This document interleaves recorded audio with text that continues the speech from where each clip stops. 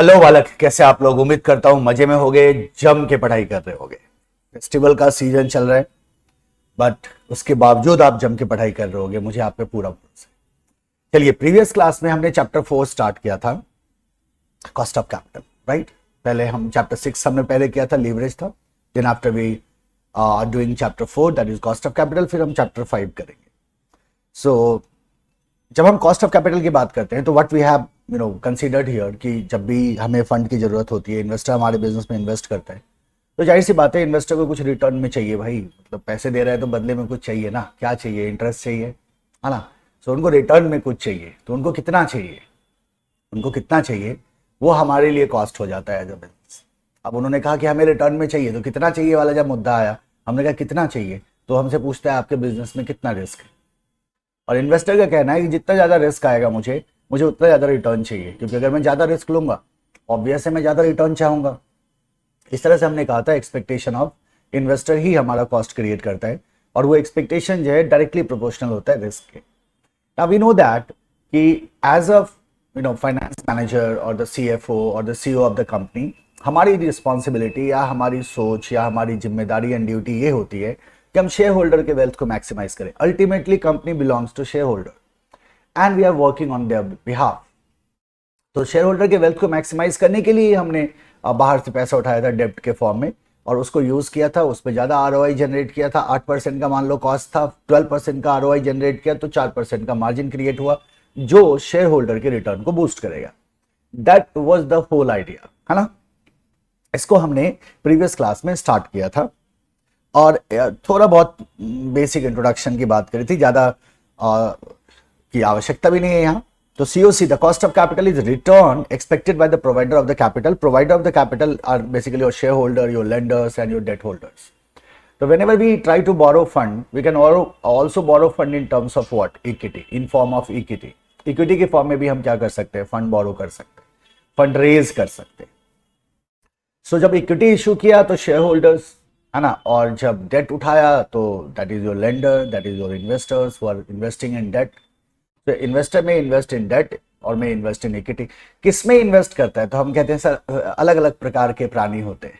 कुछ होते हैं जो बड़े कंजर्वेटिव होते हैं, जो रिस्क लेना पसंद नहीं करते, और जब वो रिस्क लेना नहीं पसंद करते ना, तो वो क्या कहते हैं, मैं तो भाई डेट में पैसा लगाऊंगा। ऐसा क्यों कहा उन्होंने?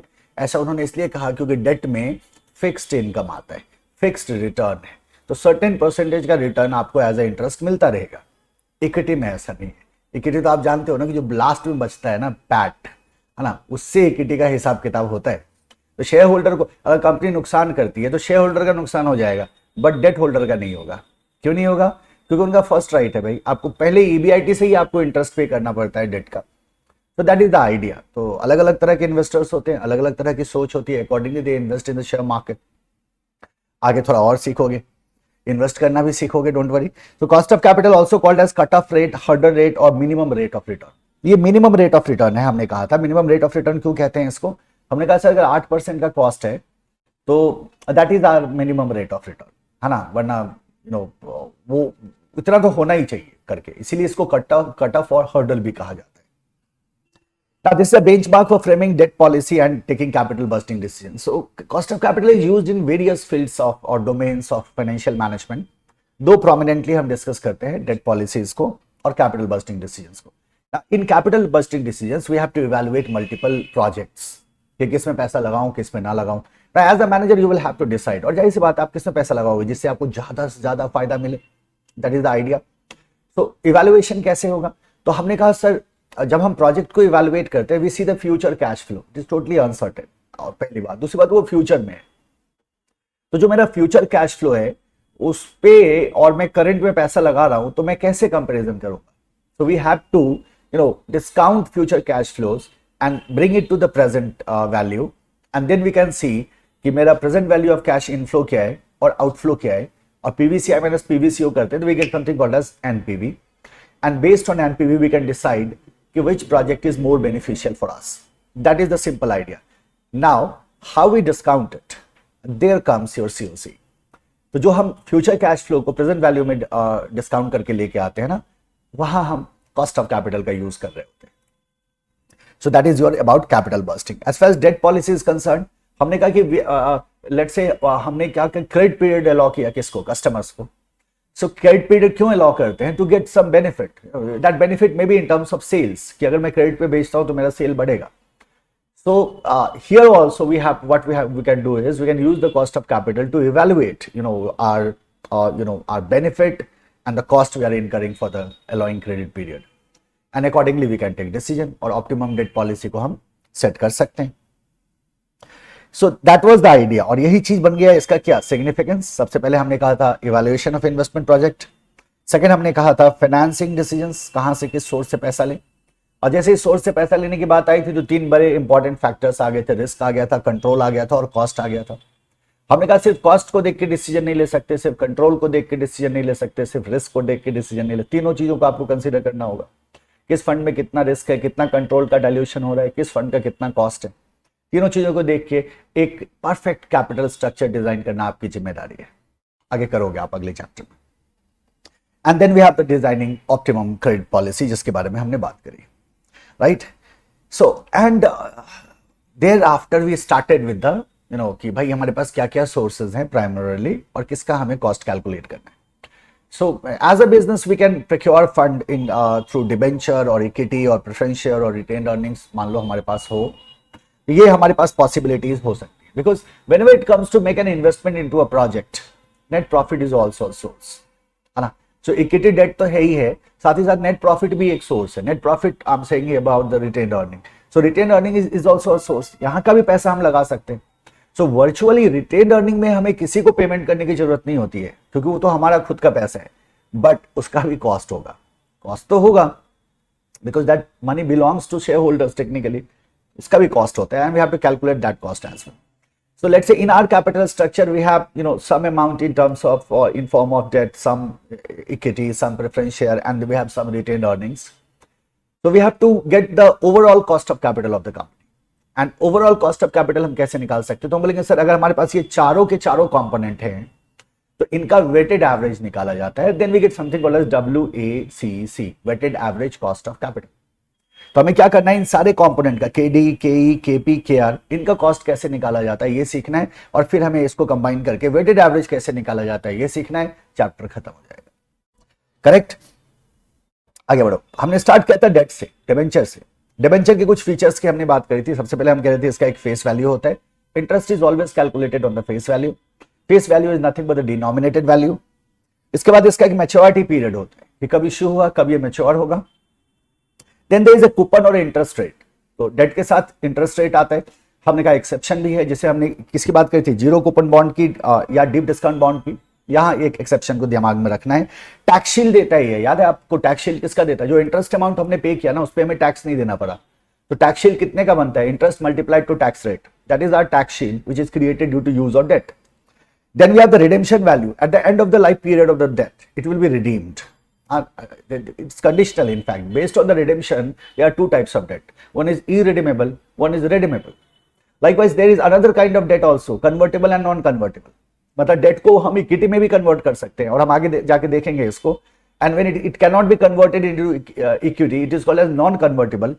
And when a debt can be converted into equity, it is called as convertible debt. Right? So दो क्लासिफिकेशन में तो हमेशा दिमाग में रखना, irredeemable, redeemable, convertible, non convertible. ठीक है, based on redemption it is irredeemable और रेडीमेबल। इरेडीमेबल का मतलब हुआ it will never get redeemed, इसका रिडेम्पशन नहीं होगा, हमेशा चलता रहेगा। हमने कहा था जैसे पापा से लिया हुआ लोन, एंड हमने कहा था उसमें कंडीशन लगा दो that you are paying interest every year, but जब प्रिंसिपल की बात आती है ना तो आप बोलते देता हूं, है ना, टेंशन मत लो बाबा, मिल जाएंगे वैसे, बट आप देते नहीं हो।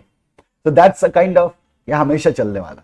बट ऐसा होता है कि हमने कहा प्रैक्टिकली इरिडीमेबल डेट आपको दिखेगा नहीं, है ना, ऐसा तो दिखेगा नहीं जल्दी। जब हम रिडीमेबल डेट की बात करते हैं तो उसका एक फिक्स्ड मैच्योरिटी पीरियड होता है जहां वो रिडीम होता है। सो ये हमारे कुछ फीचर्स थे डेट के, राइट। हमने टैक्स के इंटरेस्ट शील्ड के बारे में भी बात करी थी, रिडेम्पशन वैल्यू के बारे में बात करी थी। Okay, so based on redemption debt दो तरह के हो गए, इरिडीमेबल एंड रेडीमेबल डेट। और हमने कहा there are two methods. We can use the approximation method where we use direct formula to calculate cost of debt, or we can use the PV method or YTM, yield to maturity. So PV method or YTM method is basically what we have to do right now. So irredeemable debt की जब हमने बात करी थी तो KD is equal to interest upon net profit before tax, KD is equal to interest upon net profit multiplied to 1 minus T after tax. याद होगा आपको। Now what is net profit? हमने कहा नेट प्रॉफिट का तो बड़ा simple सा formula है कि अगर मान लो इशू हुआ है तो net profit issue price minus issue expense हो जाता है। Issue expense means flotation cost. अगर कोई डिस्काउंट वगैरह दिया है तो उसको भी हमें एडजस्ट करते हुए चलना है, राइट। लेकिन बट एक ऐसा सिनेरियो भी था जब हम एग्जिस्टिंग डेट की बात करते थे और न्यू डेट की बात करते थे। जब नया डेट की बात कर रहे थे, करंट मार्केट प्राइस का भी सिनेरियो आ रहा था, एंड आई होप आपको याद होगा इन जनरल, राइट। उसके बाद हमने पहले कुछ क्वेश्चंस को सॉल्व किया था और then after we went to the redeemable debt. जब रिडीमेबल डेट की बात कर रहे थे तो हमने कहा था सर दो फॉर्मूला बनते हैं, टेक्निकल चीजें, बहुत सिंपल सी चीजें ध्यान में रखने का है। Now KD is equal to interest net of taxes, so I into 1 minus T plus RV minus NP, जो मेरा रिडेम्पशन वैल्यू था और जो मेरा नेट प्रोसीड था उसका डिफरेंस। तो इतना प्रीमियम हमारे को देना पड़ रहा है, उसको हमने नंबर ऑफ ईयर से डिवाइड कर दिया क्योंकि इतने साल में हम दे रहे थे। तो RV minus NP divided by N कर दिया, होल डिवाइडेड बाय एवरेज ले लिया दोनों का, RV plus NP divided by 2। That was the formula.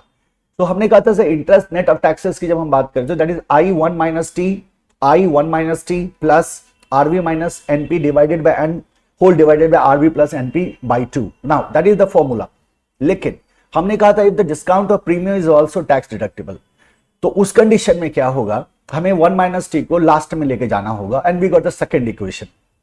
तो this is our first equation. Second equation में 1 माइनस टी को हम क्या कर गए, लास्ट में लेके चले गए। ये कब होगा, when the discount of premium is also tax deductible. इसको हमें क्या करना है, ध्यान में रखना है, राइट। अब then we had some notes और बहुत बड़ा ही इंपॉर्टेंट है। जैसे हमने कहा ग्रेजुअल रिडेम्पशन ऑफ बॉन्ड में ये फॉर्मूला नहीं लगेगा, लग ही नहीं सकता। ग्रेजुअल रिडेम्पशन ऑफ बॉन्ड में ये फॉर्मूला नहीं लगता। ग्रेजुअल रिडेम्पशन का मतलब समझ लो, ग्रेजुअल रिडेम्पशन होता है every year some amount is being paid, तो प्रिंसिपल ही घटता जाएगा और घटे हुए प्रिंसिपल पे इंटरेस्ट लगेगा। तो ये फॉर्मूला तो आप वैसे ही नहीं लगा पाओगे, गलत हो जाएगा ना फिर। तो ग्रेजुअल रिडेम्पशन ऑफ बॉन्ड पे ये फॉर्मूला नहीं लगता। और दूसरा हमने कहा था when the difference between RV and NP is very high, तो हमारा जो रिडेम्पशन और नेट प्रोसीड का जो डिफरेंस है अगर वो बहुत ज्यादा है तो फिर ये फॉर्मूला यूज मत करो, गलत हो जाओगे। क्या करना चाहिए फिर, हमें पीवी मेथड को यूज करना चाहिए instead of that formula, right. So we did illustration 2 and illustration 3, आपको याद होगा अच्छी तरह से, इसको हमने किया था। Now we will move to the next method, है ना। सो पहला मेथड हमारा अप्रोक्सीमेशन था। The second method we have to see, इसको मैं बी कर देता हूं, is the PV method, present value method. Present value method, right? We are talking about YTM, yield to maturity. We are talking about yield to maturity. So we have to see the PV method. और PV method से हमें क्या करना है? We have to calculate the cost of debt. Okay? देखो हमने क्या कहा था कि जब हम कॉस्ट ऑफ कैपिटल की बात करते थे, कॉस्ट ऑफ कैपिटल की बात करते थे, कॉस्ट ऑफ डेट की बात करते हैं मान लो, तो हमने क्या क्या कहा था कि sir this is also called as minimum rate of return.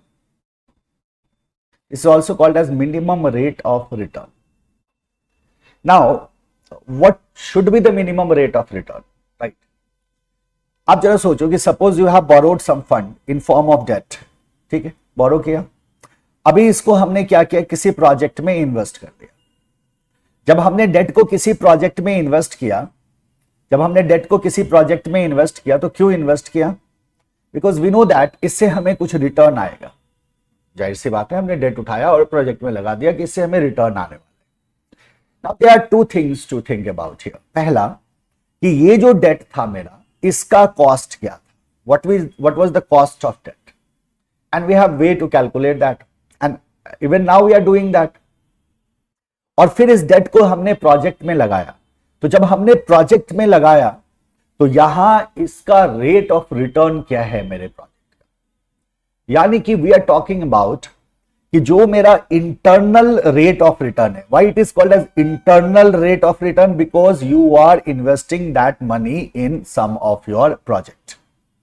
तो आपके प्रोजेक्ट का रेट ऑफ रिटर्न क्या है, आपके प्रोजेक्ट का रेट ऑफ रिटर्न क्या है। देखो, जब आपका rate of return which is in short can be said as IRR, when your internal rate of return is greater than KD, आप ही बताओ क्या ये सिचुएशन आपके लिए फेवरेबल होगा या नहीं होगा। तो ये तो पॉजिटिव हो गया ना, क्योंकि आप डेट से जो कमा रहे हो ना वो आप उसके कॉस्ट से ज्यादा कमा रहे हो, यही तो चाहिए था। तो पैसा हमने उठाया, आप कहते हो सर फॉर एग्जांपल 1 करोड़ का लोन आपने बैंक से ले लिया 8% पे, और वो 1 करोड़ आपने कहीं लगाया और आपको रिटर्न आ रहा है उस पर 15% का, तो बताओ है ना अच्छा game.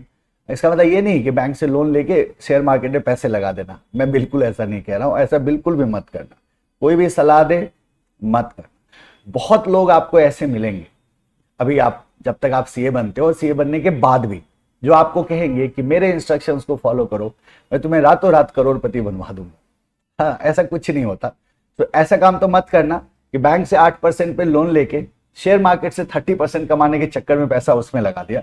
But hypothetically if you have some project in hand and that project can give you a return of let's say 20%, and you know that, and that will give return in short term, and then can you borrow it from bank that amount? आप बोलोगे हाँ sir कर सकते हैं, 8% पे बोरो किया, 20% का return मिल रहा है, तो बीच में 12% का तो फायदा हो गया ना आपका। So when IRR is greater than KD, it's a positive thing. What about when IRR is less than KD? तो हम कहते हैं सर इसका मतलब जो कॉस्ट था ना उससे कम रिटर्न आया। तो हमने 8% पे बैंक से लोन लिया, शेयर मार्केट में पैसा लगा दिया, ऑन एन एवरेज 1% का रिटर्न आया शेयर मार्केट से, लुटिया डूब गई 7%, पूरा पैसा ही गायब हो जाएगा ना। तो हम कहते हैं what we are trying to say is if IRR is less than KD, in that case that will have negative impact, तो हमारे लिए नुकसानदायक होगा। And this is what we have to see. So what is IRR actually, है ना, पहले इसकी बात कर लेते हैं। देखो IRR वो रेट ऑफ रिटर्न है, and that is why it is your minimum rate of return. वो रेट ऑफ रिटर्न है जिसपे आपका जो आउटफ्लो है और इनफ्लो दोनों बराबर हो जाए। यानी कि अगर IRR, मैं कह रहा हूं IRR वो रेट ऑफ रिटर्न है, that rate of return at which PVCI is equal to PVCO. So present value of cash inflow will be equal to present value of cash outflow. Now tell me what is NPV? तो आप कहते हो sir NPV is equal to PVCI minus PVCO. Yes or no? Yes.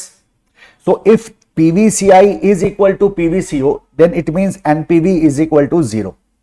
So IRR is that rate of return at which your NPV is 0 and your PVCI is equal to PVCO. अब इसके ऊपर जाओगे तो फायदा होगा, इसके नीचे जाओगे तो नुकसान होगा। That's the basic idea. And this IRR will give us the cost of capital. ये हमें क्या दे देगा? Cost of debt बता देगा। So in YTM method we have to find the IRR. In PV method we have to find the IRR. Once you are able to calculate the IRR, it means you are able to tell what is the cost of that debt. Because IRR is the cost of debt. That is the minimum rate of return at which the PVCI is equal to PVCO or at which the NPV is 0. ठीक है? So हमें क्या करना है? We have to learn that how we can do that calculation. इसी duration में IRR के बारे में मैं आपको और बता दूंगा formula, how formula is derived. दो मैं पहले ही बता दूं, IRR topic is not covered in this chapter. Here we have to learn to how to calculate the cost of debt. That's it. अब बहुत सिंपल है, यूं हो जाएगा, बहुत सिंपल है. Take it very easy. But investment decision में we will do a lot of things. We will be talking in detail about the IRR because IRR is very important. Final तक काम आए, अच्छे से समझ लो, ठीक है? So we are talking about the PV method or the present value method or the YTM. तो क्या कहते हैं हम यहां देखिए, right? So we can simply say that KD is calculated by discounting future cash flow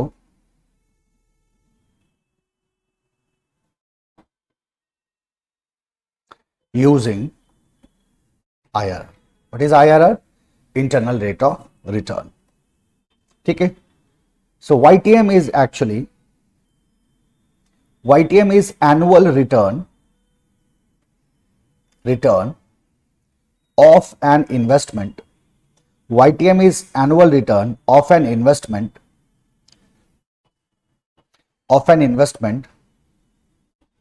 from current date to maturity. From current date to maturity. From current date to maturity. काफी है इतना, है ना? So what is IRR? हम कहते हैं IRR is that rate of return at which PVCI is equal to PVCO. We simply say that YTM is IRR at which, okay, now PVCI is equal to PVCO in terms of debt. तो हम कैसे बोलेंगे?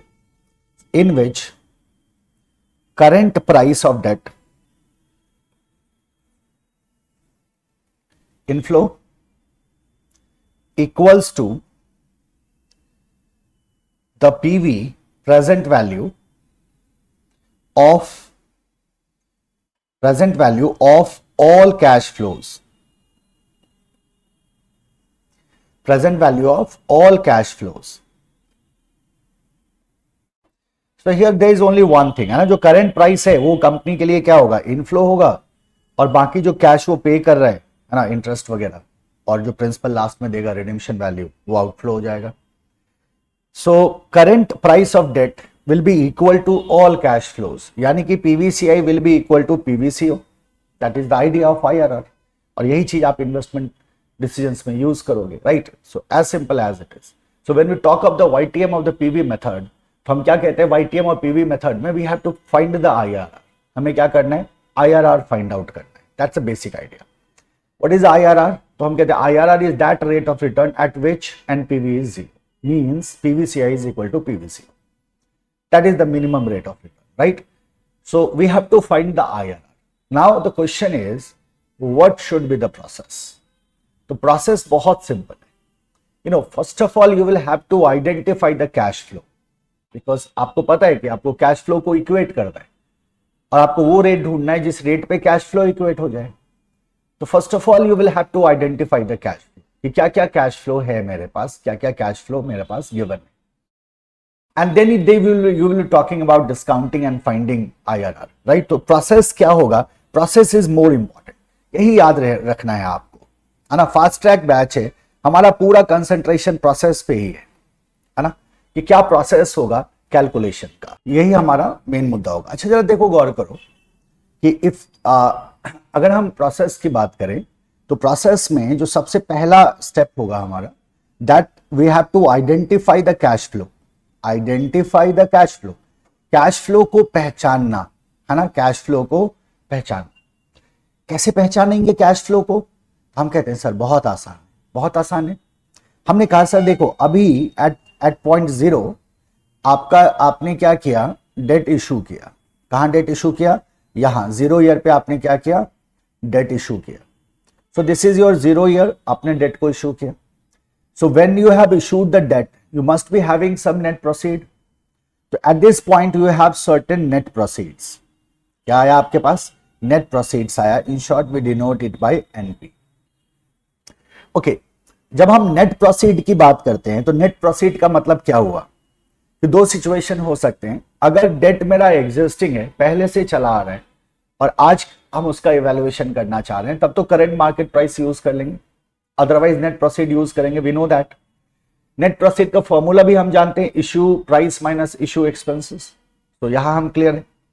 So let's say जो issue हुआ था debt, let's say the net proceed is of ₹100. 100 रुपये का net proceed है, and that debt is 100 rupees का फेस वैल्यू था, फेस वैल्यू पे ही इशू किया गया, और 10% का उसका इंटरेस्ट और 50% का टैक्स था. मान लो क्या था? 10% 100 रुपीज डेट, ठीक है, एंड 50% टैक्स. 50% क्या था?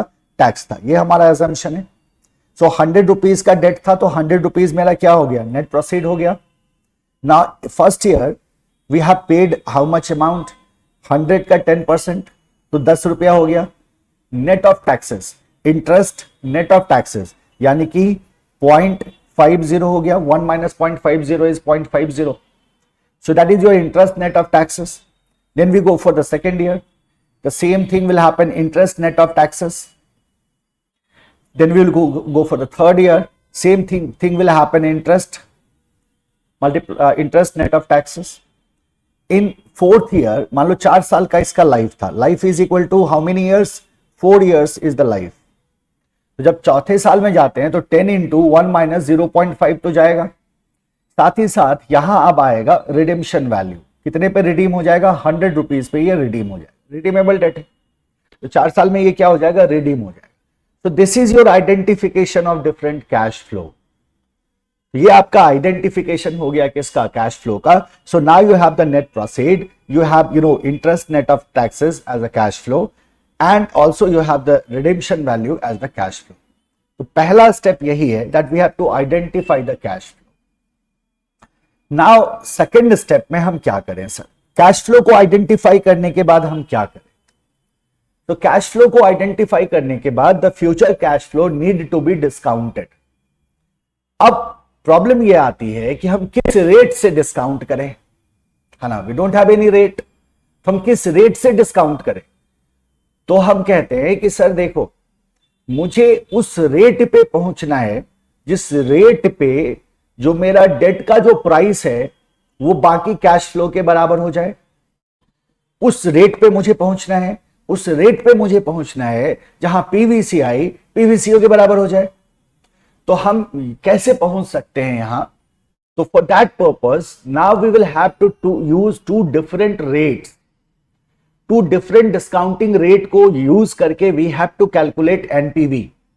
और हम एक बड़ा सिंपल सा टेक्निक का इस्तेमाल करते हैं, हम कोशिश हमारी ये होगी कि एक रेट से मेरा एनपीवी पॉजिटिव आ रहा है, दूसरे रेट से मेरा एनपीवी नेगेटिव आ रहा है। तो अगर मान लो this is 0, this side is positive, this side is negative, तो एक रेट मैंने ऐसा एज्यूम किया जिसपे मेरा एनपीवी पॉजिटिव आ गया, एक रेट मैंने ऐसा एज्यूम किया जिसपे मेरा एनपीवी नेगेटिव आ गया ना, एनपीवी क्या आ गया, नेगेटिव आ गया। फिर हम इसका इंटरपोलेशन करते हैं, बहुत सिंपल तरीका है उसका, यूनिटरी मेथड यूज करते हैं सिंपल शब्दों में, और हम ये देखते हैं कि एनपीवी को हम कहां लेके चले जाएं, 0 पे कैसे लेके चले जाएं। और जब हम एनपीवी को 0 पे लेके जाते हैं तो यहां जो रेट आता है वही रेट मेरा क्या हो जाता है, आईआरआर हो जाता है, वही रेट मेरा कॉस्ट ऑफ कैपिटल हो जाता है। तो चूंकि अब हमारे पास हाथ में कोई रेट तो है नहीं, तो हमें 2 रेट लेना होता है। अब वो 2 रेट कैसे लें, तो गेस कर लो, कोई भी 2 रेट उठाओ, बट आपको बस ये ध्यान में रखना है कि एक रेट से नेगेटिव आए, एक रेट से पॉजिटिव आए। जब आप डिस्काउंटिंग रेट बढ़ाओगे ना तो एनपीवी का वैल्यू गिरेगा, बस इतना ध्यान में रखना है, राइट। सो इससे आपको एस्टिमेशन में आसानी हो, गेस करने के और भी तरीके मैं आगे बताऊंगा। सो 2 interest rate, 2 rate of return पे हमें क्या करना है, हमें एनपीवी कैलकुलेट करना है। सो क्या बोलेंगे, कैलकुलेट, स्टेप 2 में कैलकुलेट एनपीवी यूजिंग 2 रेट्स। अब ये जो 2 रेट्स है ये क्या है, तो हमने कहा सर गेस कर, क्या करना है, गेस करना है। और जैसे ही आपने किया, अब लास्ट में आता है फाइंड आईआरआर। अब हम आईआरआर को फाइंड कर सकते हैं, यूज इंटरपोलेशन। इंटरपोलेशन को यूज करो और आईआरआर को फाइंड आउट कर लो, और यही आईआरआर जो होगा ये आपका हो जाएगा cost of debt, right. So this is how we are going to do it, 3 step में। पहले तो कैश फ्लो को आइडेंटिफाई कर लिया, जो बहुत आसान है, आपने देखा अभी। फिर हमने क्या किया, एनपीवी कैलकुलेट कर लिया, 2 रेट लेके कैलकुलेट किया। तो 2 रेट लेके कैलकुलेट करेंगे तो 2 एनपीवी आएगा, एक पॉजिटिव होगा, एक नेगेटिव होगा, और उन दोनों को इंटरपोलेट करके 0 पे ले आना है। तो जिस रेट पे 0 पे आ गया ना, वो हमारा क्या हो जाएगा, आईआरआर हो जाएगा। सो this is the process. Let's solve a question, question से क्लैरिटी आएगी आपको और भी ज्यादा, है ना। तो लेट्स सी अ क्वेश्चन।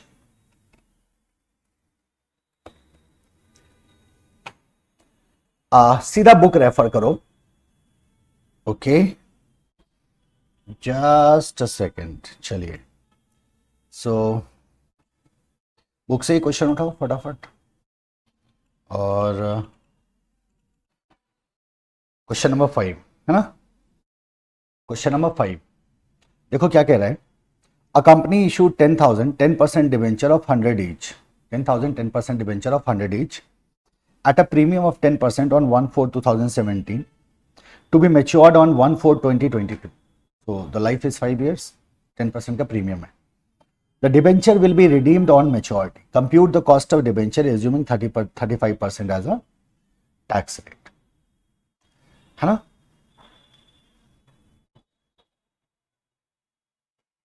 क्या इस क्वेश्चन को हमने सॉल्व किया था? इसको हमने सॉल्व कर लिया था, राइट?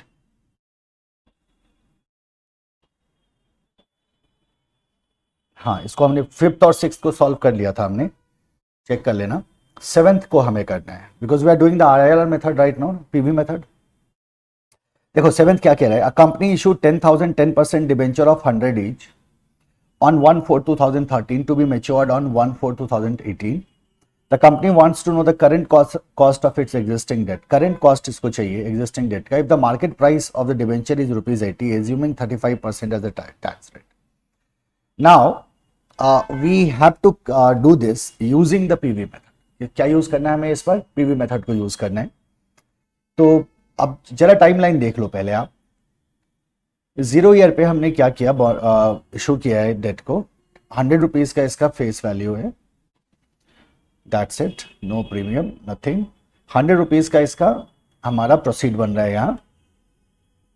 ये इशू हुआ था 2013 में, 2013 में इशू हुआ था और मैच्योर होगा 2018 में, 2018 में मैच्योर होगा। The company wants to know the current cost of it if the market price of the debenture is ₹80, assuming 35% tax rate. ठीक है। सो और 10% का आपका डिवेंचर का रेट है, तो 10 रुपये का इंटरेस्ट है, 35% का टैक्स रेट है। तो एंड यू नो दैट ये how it is going to B.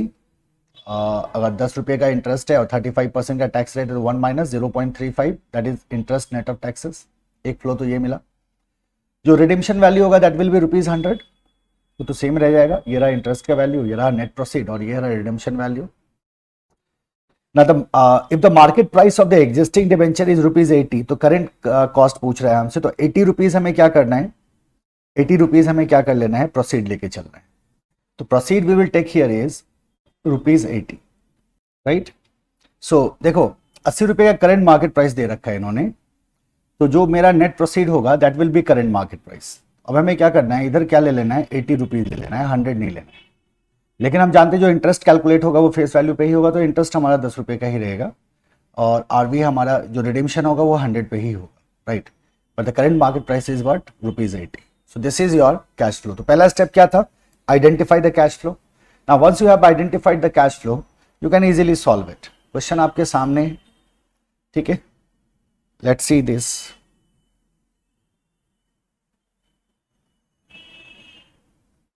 Question आपके सामने है, क्वेश्चन नंबर क्या है, 7। अब आप बुक से देख लो, मैं आपको डेटा एक शब्द दे देता हूं। देखो क्या कह रहे हैं, 10% डिवेंचर है, ₹100 ईच, 1/4/2013 को इशू हुआ, 1/4/2018 को रिडीम होगा, यानी कि 5 इयर्स लाइफ हो गया इसका। करंट मार्केट प्राइस 80 रुपये का है, current market price is equal to ₹80, current market price is ₹80, tax rate is 35%, है ना। तो दैट इज द आइडिया। क्या करते हैं हम, सबसे पहले हमने क्या कहा था, स्टेप 1। मैं इस क्वेश्चन में लिखता हूं आपको स्टेप। सबसे पहले आपने कहा था identify cash flow, right. So cash flow हमने कैसे आइडेंटिफाई किया कि सर 0 ईयर में 80 रुपये का कैश फ्लो आएगा और उसके बाद 1 to 5 ईयर्स, टोटल 5 साल का लाइफ है ना, 1 to 5 ईयर्स में 10 × 1 - 0.35 का फ्लो होगा। और जो 5th ईयर है मेरा, 5th ईयर में we will have a redemption of ₹100, ₹100 का हमारे को रिडिम्पशन दिखाई देगा, right. So this is the cash flow, step 1 done. Step 2 में हमने क्या कहा था, calculate NPV, calculate NPV using 2 rates. अब हमें एनपीवी कैलकुलेट करना है दो रेट यूज करके, तो कोई हम ले लेते हैं एज्यूम, एक ले लेते हैं 10 एनपीवी एट 10% एंड 15%। तो 10% और 15% पे अगर हम एनपीवी कैलकुलेट करते हैं, so how it will be done. So we have year, then we have the cash flow, then we have the PV, PVF present value factor कितने पे, 10% पे, then we have the present value factor कितने पे, 15% पे,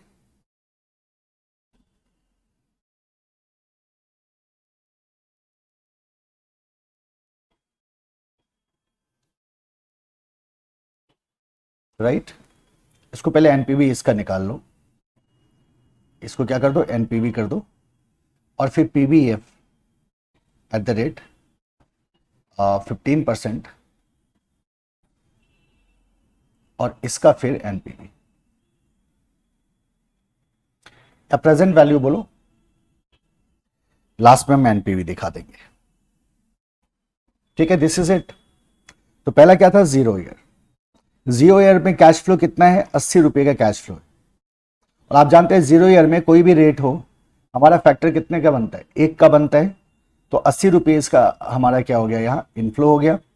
here also it will be 1, तो क्या हो गया, 80 रुपए का हमारा यहाँ प्रोसीड आ गया करंट मार्केट प्राइस के form. Now let's go to 1 to 5 years. 1 to 5 years का हमारा 10 into 1.1 माइनस 0.35 का फ्लो है। सो 10 into 1 माइनस यानी कि 6.5 रुपीज, 6.5 रुपीज। सो इंटरेस्ट है नहीं आपका, तो ये इज इक्वल टू क्या हो जाएगा, 10 multiply 2.65 is equal to 6.5 rupees. तो 6.5 रुपीज का हमारा क्या है, इंटरेस्ट नेट ऑफ टैक्सेस है। So that is our interest net of taxes, that is your outflow. So ₹65 है यहाँ। अब 5 साल का we have to calculate you know the cumulative PVF for 5 years, है ना। सो 10% पे, तो 1 divided by 1.10 equal to 2 3 4 5। So this goes to 3.790, right. In fact ये 3.7907 है।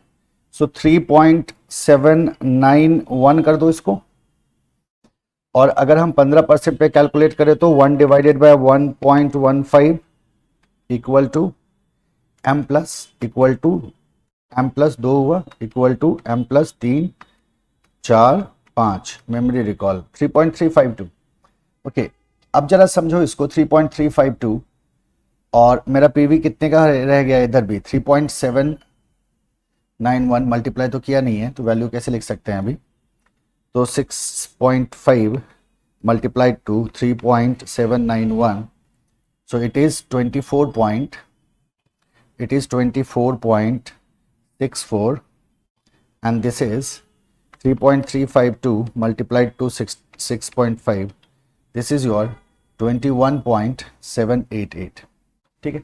अच्छा, कुमुलेटिव हम कैसे निकालते हैं, जैसे हमें अगर हमें प्रेजेंट वैल्यू फैक्टर निकालना हो, लेट्स से 10%, तो उसको कहते हैं 1 डिवाइडेड बाय 1.10, है ना। So it's like 1 divided by 1 plus r. So r is the your rate, तो 1 डिवाइडेड बाय 1 प्लस आर करोगे ना आप, तो r is your rate. So it is, let's say it is 10%, तो it will be 10% is equal to 0.10, it will be 1 divided by 1.10, ठीक है, ये हो गया। तो ये पहले साल का है, फर्स्ट ईयर का। जीरो ईयर पे हमेशा क्या होता है, 1 ही रहता है। ये फर्स्ट ईयर का है। अब हम क्या करते हैं, फर्स्ट ईयर का जब हमने कैलकुलेटर पे कैलकुलेट कर लिया, 1 डिवाइडेड बाय 1.10 इक्वल टू किया, तो आगे मेरा 0.909, राइट। अब हम क्या करते हैं, इसको मेमोरी में डाल देते। तो what you have to do is you have to press the m plus, memory में डाला इक्वल टू, दूसरा आ गया इसको मेमोरी में डालो, तीसरा आ गया मेमोरी में डालो, चौथा आ गया मेमोरी में डालो, पांचवा आ गया मेमोरी में डालो। तो ये सब ऐड हो रहे हैं। अब आपको क्या करना है, मेमोरी रिकॉल को प्रेस कर देना है। जैसे ही मेमोरी रिकॉल को प्रेस किया, दिस इज 3.7907, तो इसको हमने 3.791 करके ले लिया। This is the way to calculate it. क्या करना है, क्या यूज करना है, equal to and memory plus और जितने टाइम्स करना है वो करने के बाद लास्ट में क्या कर लेना है, मेमोरी रिकॉल कर लेना, दैट इज द आइडिया। ठीक है, सो हियर वी हैव, इसको लिखवाने की जरूरत तो नहीं है ना, आप एक दो बार प्रैक्टिस कर लेना, अगर नहीं जानते हो तो अच्छी बात है, जानते ही होगे, ये नहीं जानने का तो कोई सवाल ही पैदा नहीं होता, राइट। और चलते हैं हम फिफ्थ ईयर पे। ना फिफ्थ ईयर पे we have another cash flow of ₹100, जो मेरा रिडिम्शन था, जो मेरा क्या था, रिडिम्शन था।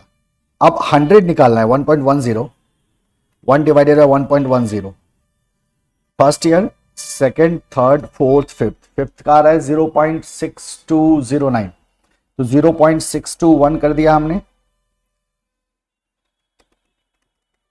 ठीक है। तो 100 से मल्टीप्लाई करोगे ये सीधा 62.1 हो जाएगा। 15% का निकालो, 1 डिवाइडेड 1.15 इक्वल टू पहले साल का इक्वल टू दूसरे साल का, लाइकवाइज थर्ड, फोर्थ, फिफ्थ, ये आता है 0.497, 0.497, सो ये आ गया 0.497, 0.497 विल बी मल्टीप्लाइड टू 100, तो ये तो आ गया 49.7, 49.7, right? So you got the PV. So what will be the NPV? Tell me. अब NPV क्या होगा? So here NPV is, and here NPV is,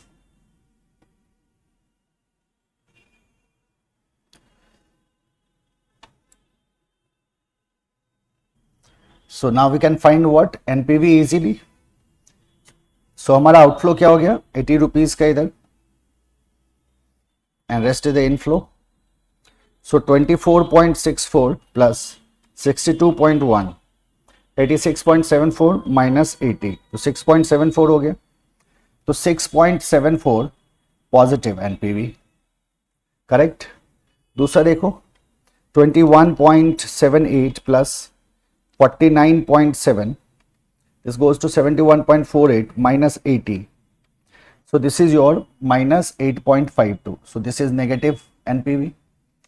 so idea यही था ना, और मैंने आपको क्या कहा था कि when we increase the rate, जब हम रेट को बढ़ाएंगे तो NPV क्या होता है मेरा, रिड्यूस होता है। तो 10% पे अगर पॉजिटिव था तो 15% पे नेगेटिव हो गया। पहली चीज इसको आप दिमाग में रखो, सबसे पहले आप जब रेट बढ़ाओगे तो NPV फॉल करेगा। तो 10% पे जाहिर सी बात है, जितने ज्यादा बड़े रेट से आप डिस्काउंट करोगे वैल्यू पे उतना ज्यादा इंपैक्ट देखने को मिलेगा। So we have the positive NPV and we have the negative NPV. ये दो एनपीवी हमने क्यों रखा था, और देखो यहां से एक और आपको बड़ी अच्छी अंडरस्टैंडिंग मिलेगी। क्या होता कि अगर मान लो पॉजिटिव एनपीवी मेरा आ जाता है, मान लो 10 लाख, मान लो इसमें एग्जांपल में नहीं, फॉर एग्जांपल मान लो, और नेगेटिव एनपीवी आता है 100 का।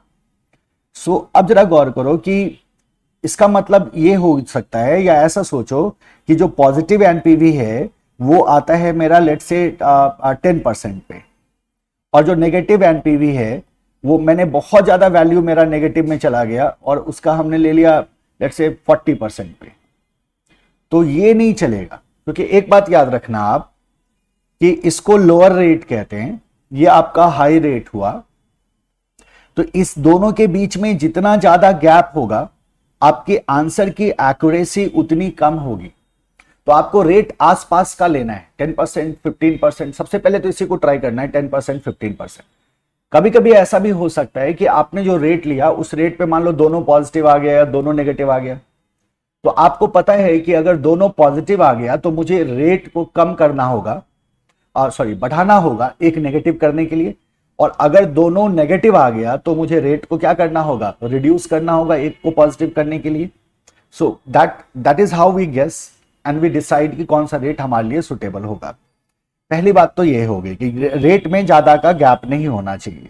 ज्यादा का गैप होगा, वैल्यूज में ज्यादा का गैप होगा, तो फिर आपका जो आंसर आएगा वो सही नहीं आएगा। ठीक है। दूसरी बात, अब मैं यहां एक नोट लेता हूं, concept note, and let's talk about the interpolation. अब इसके बारे में थोड़ी सी बात तो यहां बनती है ना। So let's talk about interpolation कि अब हम क्या करेंगे। Now see we have two different rates. हमारे पास कितने रेट्स हैं, हमारे पास दो रेट्स हैं। एक रेट है हमारे पास 10% का और एक रेट है हमारे पास 15% का। जब 10% का रेट है तो मेरा जो एनपीवी है वो है 6.74 पॉजिटिव, और जब हम 15% पे जाते हैं तो जो मेरा एनपीवी है वो है 8.52 नेगेटिव। अब जरा आप ऐसे सोचो कि इसका मतलब क्या हुआ कि if when there is difference of 5% between the rates, तो एनपीवी का डिफरेंस कितना आ गया? अगर 5% का डिफरेंस रेट का था तो एनपीवी का डिफरेंस कैसे करोगे? 6.74 माइनस 8.52, क्योंकि ये तो नेगेटिव है। माइनस एंड माइनस क्या होता है? प्लस हो जाएगा, तो इट विल बी 6.74 प्लस 8.52। अच्छा, ऐसा ये ऐड क्यों हो रहा है? क्योंकि जाहिर सी बात है 6.74 से अगर मुझे माइनस 8.52 पे जाना होगा तो मैं 6.74 से पहले 0 पे पहुंचूंगा, है ना। ये तो मेरा ये पूरा का पूरा रेंज 6.74 का हो गया। फिर मैं बैक 8.52 तक जाऊंगा, यानी कि ये वाला भी रेंज इसमें जुड़ेगा। एंड दैट इज वाई इसको और इसको जब आप ऐड करते हो ना, तो आपको दोनों का डिफरेंस पता चलता है। That is why it happens. तो वैसे साइन कन्वर्ट हो गया, माइनस माइनस प्लस हो गया, वो और आसान है। 6.74 plus 8.52, so what you get is 15.26। तो 5% के डिफरेंस पे यू हैव 15.26 एनपीवी। अब जरा सोचो 15.26 एनपीवी के लिए आपको कितने परसेंट पे देखना पड़ा? आपको 5% का डिफरेंस आपको दिखा ना, 5% का डिफरेंस। ना what we have to do is we have to bring it to 0। ये हमारा आइडिया है, और जिस रेट पे, जितने रेट के लिए ये 0 पे आएगा, वही रेट हमारा क्या हो जाएगा? आईआरआर हो जाएगा। यानी कि अगर मैं ऐसा कहूं कि जब 15.26 मेरा एनपीवी था तो मेरा रेट कितना था?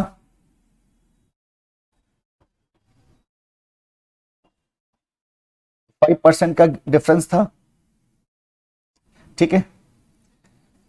तो अगर मुझे 6.74 को रिड्यूस करके 0 पे ले जाना है तो कितने से रिड्यूस करना होगा? 6.74 से रिड्यूस करना होगा, यस और नो? करना होगा ना, अभी बताया था ना। सो 0 है और ये 6.74 है। यहां से अगर मुझे 0 पे जाना है, नंबर लाइन याद है ना, बचपन में पढ़ा था, तो इतने से इसको हमें क्या करना होगा? रिड्यूस करना होगा। तो अगर मैं 15.26 का डिफरेंस था जब मेरे एनपीवी में, तो मेरा रेट का डिफरेंस 5% का था। तो अगर मैं इतने का डिफरेंस लाना चाहूं 6.74 का, तो ऐसे कहते हैं ना, तो फिर अगर एक का करे तो क्या होगा? तो हो जाता है 5% डिवाइडेड बाय 15.26।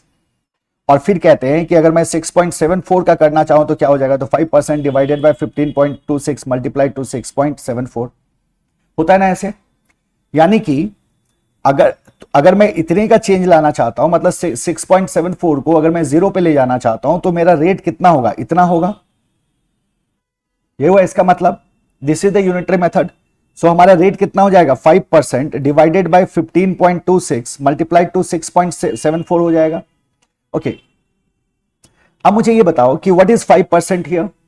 आप कहते हैं सर ये आपका लोअर रेट है, ये आपका हायर रेट है। Your 5% is nothing but the difference between the two, यानी कि high minus low is your 5%। Yes और नो? यस।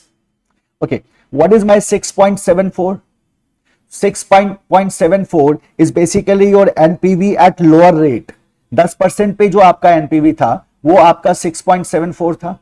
तो NPV at lower rate। and what is this 15.26?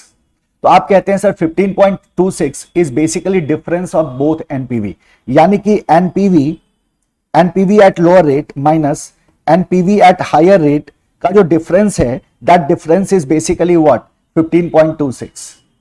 तो अगर मैं ये जो मैंने यूनिटरी मेथड यूज किया, इसको अगर मैं फॉर्मूला में कन्वर्ट कर दूं, तो appears like NPV at lower rate divided by NPV at lower rate minus NPV at higher rate multiply to higher rate minus lower rate is equal to IRR. ठीक है, अभी आईआरआर हुआ नहीं है, अभी आईआरआर हुआ नहीं है। ठीक है, अब इतने का फर्क है हमारे को, इतना हमारे को यहां तक हम पहुंच रहे हैं। लेकिन जरा सोचो, आप क्या कह रहे हो कि 6.74 से रिड्यूस करके किस पे लेके जाना है? 0 पे लेके जाना है। So you are already here at 6.74। At 6.74 your discounting rate is 10%। अगर आप इसे रिड्यूस करके 0 पे ले जाओगे तो रिड्यूस कर रहे हो तो इसको बढ़ाओगे या घटाओगे?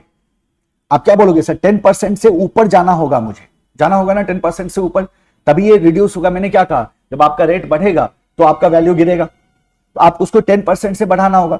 तो यहां से यहां तक जाने में कितना बढ़ाना होगा? ये तो ये रहा, और ये जो बढ़ेगा ये किस पे बढ़ेगा, तो आप कहते हो सर ये 10% पे बढ़ेगा, यानी कि आपको 10% को इसमें ऐड करना होगा. So this is like lower rate plus and that gives you IRR. ये आपको क्या दे देता है, IRR का फॉर्मूला है. तो IRR is lower rate plus NPV at lower rate divided by NPV at lower rate minus NPV at higher rate multiplied to higher rate minus lower rate. This is your formula and this is how you do it. तो ये आपको कहां लेके चला जाएगा, zero पे लेके चला जाएगा और आपको IRR दे देगा. ठीक है, I hope it is clear. कोई अगर दिक्कत हो तो पूछ सकते हो, पूछ लेना. I will explain again. So हमने क्या कहा थर्ड स्टेप में, कैलकुलेट IRR. क्या करेंगे, इंटरपोलेशन करेंगे, इंटरपोलेशन करेंगे. ठीक है, मैं एक बार फिर आपको ना एक बार फिर से अच्छा सेम एग्जांपल लेके हम चले थे तो फिर से बताने की जरूरत मुझे अब नहीं है. अगले एग्जांपल में फिर से इंटरपोलेशन बता दूंगा, है ना. वैसे मुझे पूरा उम्मीद है कि आप समझ गए होंगे. IRR इज इक्वल टू कहां से रिड्यूस करके जीरो पे जाना है, तो लोअर रेट से जाना है. हायर रेट का नेगेटिव होता है, तो लोअर रेट से रिड्यूस करके जीरो पे ले आना है. कितने से बढ़ाना होगा, कितने से हमें रेट को इंक्रीज करना होगा. तो हमने कहा देखो सर, आपका जो NPV है लोअर रेट पे divided by NPV at lower rate minus NPV at higher rate multiplied to higher minus lower rate. This is our formula, yes और no. Okay, so what is the lower rate, that is 10% plus what is NPV at lower rate, that is 6.74 divided by NPV at lower rate minus NPV at higher rate minus plus 6.74 plus 8.52 कितना आया था 15.26. higher rate minus lower rate 15% minus 10% is 5%. correct. इसको solve करो, you will get your IRR.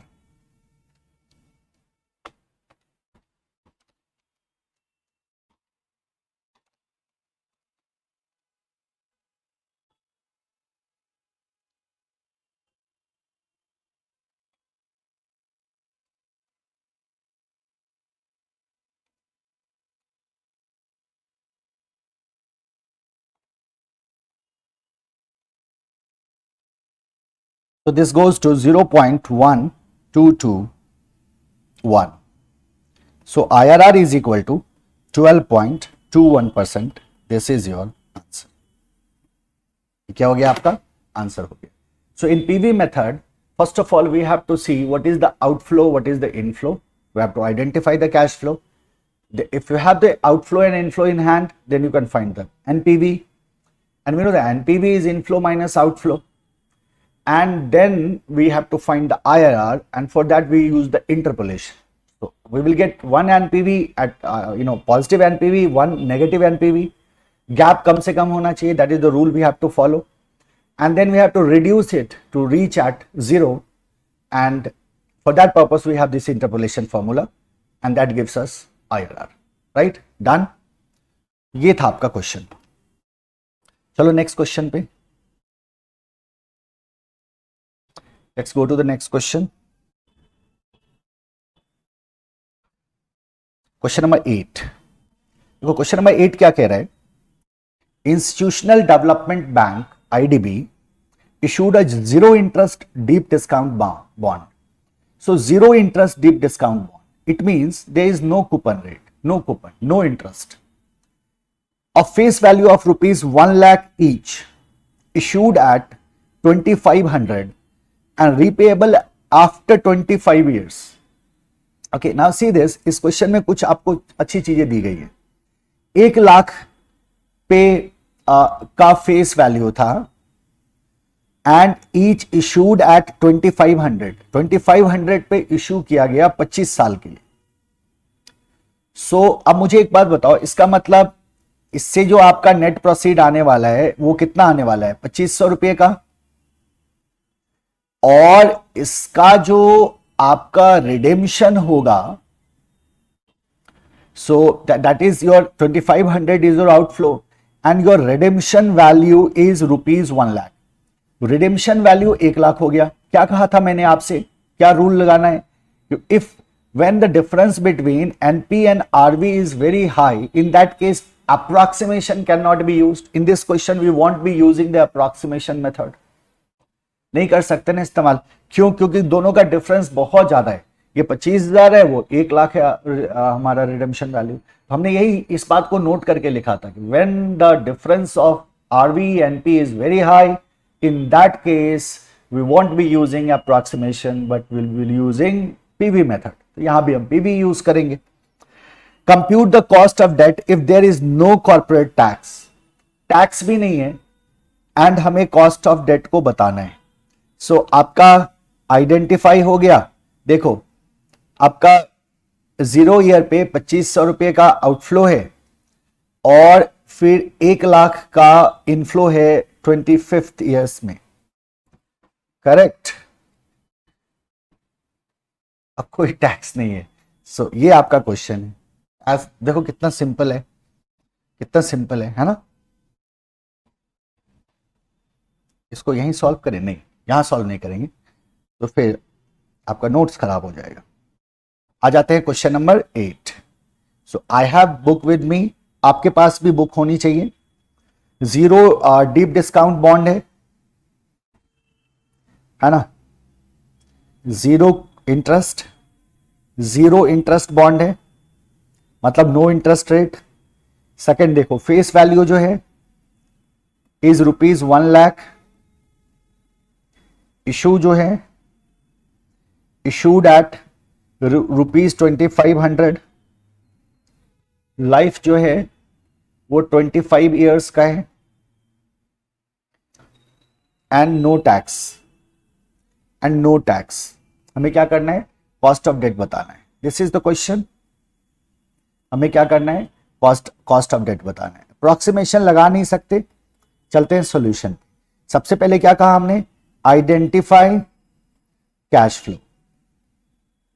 Identify cash flow. बताओ तो क्या होगा इसमें? अगर मैं ईयर की बात करूं और मैं कैश फ्लो की बात करूं, कैन यू टेल मी कि क्या कैश फ्लो होने वाला है? 0 ईयर में कैश फ्लो होगा कितने का? 2500 का. और 25th ईयर में कितने का कैश फ्लो होगा? 1 लाख का. यही है ना. बीच में कुछ होगा क्या? नहीं होगा सर. टैक्स वैक्स है क्या? नहीं है. ऐसा हो गया तो क्या बोलोगे आप? Find NPV using 2 rates. अब 2 रेट का इस्तेमाल करो और क्या कैलकुलेट करो? एनपीवी कैलकुलेट करो. ओके. तो अब हम क्या करना है हमें एनपीवी फाइंड आउट करना है 2 रूट से. Now think about it. You have only 2 cash flow. 2 he cash flow है आपके पास. क्या है आपके पास? देखो now you have ₹2500, right, and you have ₹1 lakh. This 1 lakh is your redemption value and this 2500 is your net proceed. इसके अलावा कुछ भी नहीं है. ना कोई इंटरेस्ट है ना कुछ है. there is nothing. यानी कि whatever 2500 is today, that will get converted into what? 1 lakh after 25 years. After 25 years.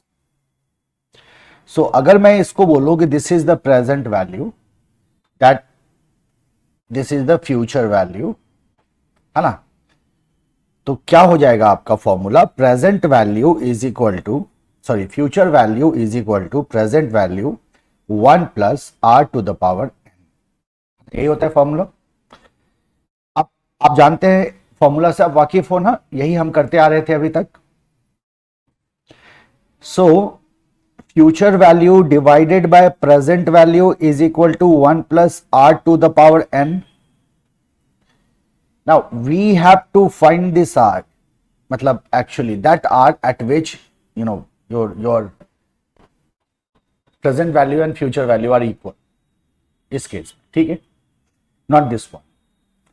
But अब जरा देखो कि what is the future value, that is ₹1 lakh, and what is the present value, that is 2500 is equal to 1 + r⁴ 25. n is here number of years. क्या आ गया? 25 आ गया. Further देखिए, इसको solve करते हैं तो ये हो जाएगा 40. So 40 is equal to 1 plus are to the power 25, right. अब this is the best way to solve it. Single single value है हमारा, एक प्रेजेंट वैल्यू एक फ्यूचर वैल्यू, दोनों को इक्वेट करना है, वो हमने कर दिया. सो 40 is equal to 1 plus r to the power 25. Now we know that we have to take we will have to take two different rates. So चलो हम ट्रायल एरर करते हैं and take rates as 15% and let's say 16%. ठीक है, मतलब I know the rates कि इस पे हमारा आंसर मिल जाएगा. बाकी आपको ट्रायल एरर करना पड़ सकता है एग्जामिनेशन में, उसमें कोई प्रॉब्लम भी नहीं होनी चाहिए. सो 15% एंड 16% पे अगर हम जाते हैं तो 1 प्लस आर लेते हैं अगर हम 15%, सो 0.15 टू द पावर 25 हो जाएगा 15% पे, और 16% पे हो जाएगा 1 plus 0.16 to the power 25 is equal to 1.15 to the power 25 is equal to 1.16 to the power 25. अब ये बहुत बड़ा पावर है, ऐसे पावर को हम सिंपल कैलकुलेटर पे कैसे सॉल्व करेंगे. ठीक है, तो एक कॉन्सेप्ट नोट डाल लो, कैलकुलेटर ट्रिक यहां आप समझ लीजिए. Now in our example it is 1.15 to the power 25. तो हम क्या करते हैं, इसको ब्रेक कर लेते हैं, इसको सिंप्लीफाई कर लेते हैं. क्या मैं इसको इस तरह से लिख सकता हूं 1.15 to the power 5 into 5.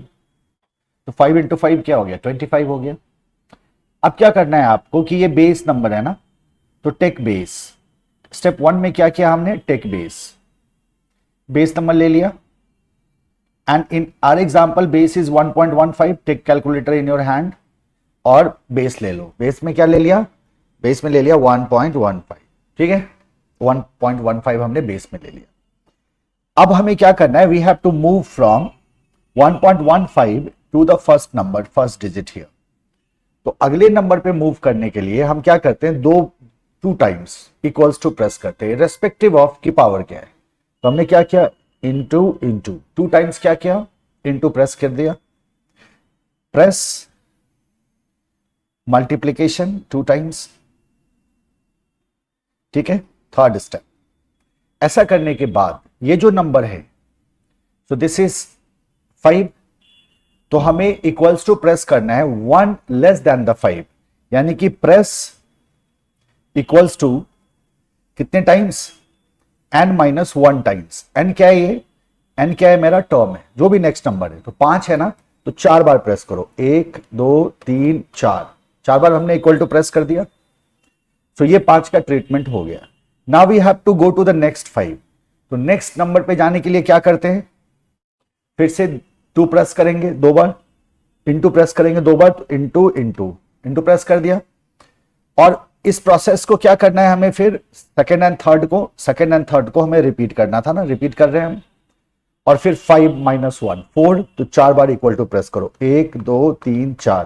Now you are getting 32.918, यानी कि इसका जो वैल्यू होगा वो हो जाएगा 32.9189 है. तो 918992 कर दो सीधा, 32.92 या 918 कर दो, whatever suits you. आगे बढ़ो. So this is our first one. Second है 1.16. सेम फॉर्मूला लगाओ. क्या करेंगे, सबसे पहले बेस ले लिया 1.16, 25 पावर में है तो 5 इंटू 5 कर दिया उसको. 2 बार इक्वल टू प्रेस किया, 2 bar into 4 bar equal to 1 2 3 4. फिर सेकेंड 5 पे गए, 1 2 and 5-1 4 times equal to 1 2 3 4. So this gives you 40.874. ये आ गया मेरा 40.87. नाउ सी दिस, इसका मतलब हुआ कि अगर मैं एनपीवी देखूं, NPV at lower rate, so lower rate मेरा कौन सा है 15%, so that is your 32.92 and then you have 40. तो क्या हो जाएगा 40 माइनस 32.92 इज इक्वल टू और अगर मैं एनपीवी हायर रेट पे देखूं, इट विल बी 40 माइनस 40.87, तो 0.87 नेगेटिव हायर रेट पे आ गया मुझे, और 40 माइनस 32.92 देखो कितना आ रहा है, 7.08 पॉजिटिव हमारे पास लोअर रेट पे आ गया। सो दिस इज योर एनपीवी, ये क्या आ गया आपका एनपीवी हायर रेट पे एंड लोअर रेट पे। This is the best way to solve such questions where you have only two cash flow.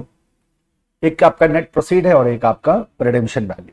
Now step 3 क्या करते हैं हम, calculate IRR. Calculate IRR rule याद है, प्रोसेस याद है, मैं रिमाइंडर दूं एक, फिर से एक बार मैं आपको रिमाइंडर देता हूं। क्या था, lower rate higher rate, lower rate कितना है 15%, हायर रेट कितना है 16%, कितने का डिफरेंस आया 1% का। 15% पे हमारा क्या था 7.08 और 16% पे 0.87, तो ये तो ऐड हो जाएगा ना, ये ऐड हो जाएगा, तो ये हो जाएगा 7.95,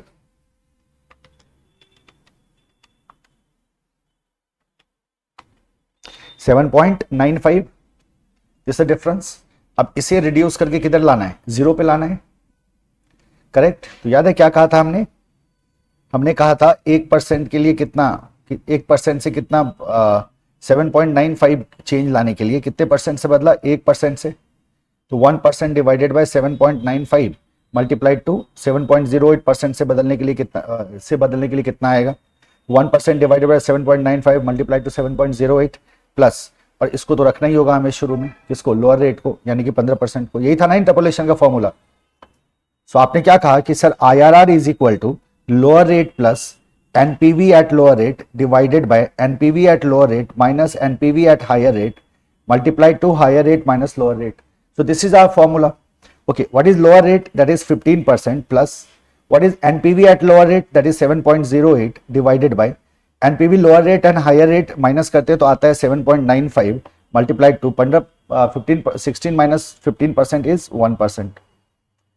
Okay, so this will give you 7.08